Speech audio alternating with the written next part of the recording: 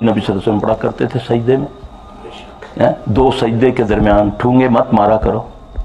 वो दुआ है अल्लाहुम्मा अग़फ़िरली, ये दो सजदों के दरमियान की दुआ।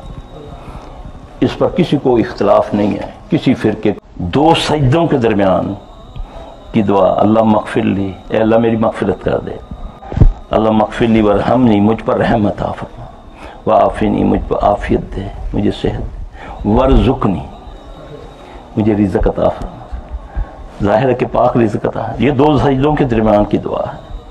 सीखो, करो, चंद दिन में करो, चंद महीने करके देखो, याद करो ना, करवाओ ना बच्चों को, लगाओ ना राब्ता। ये मोमिन की मेराज है ना नमाज, जिससे मैं क्या मेरी नस्लें भी दूर हैं।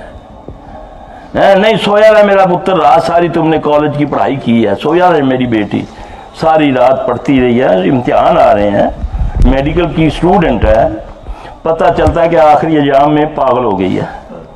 हाँ जी, रात जाग जाग के, रात को इबादत पूरी जागने की नबी को इजाजत नहीं दी अल्लाह ने। अल्लाह ने सूरह मुज़म्मिल में फरमाया था कि नबी तेरी जान का तुझ पर कुछ हक है, कुछ सो और कुछ जाग।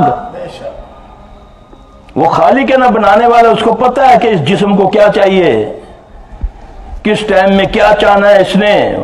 वो तो कहता है सूरज चढ़ते हुए डूबते हुए सजदा ना करना।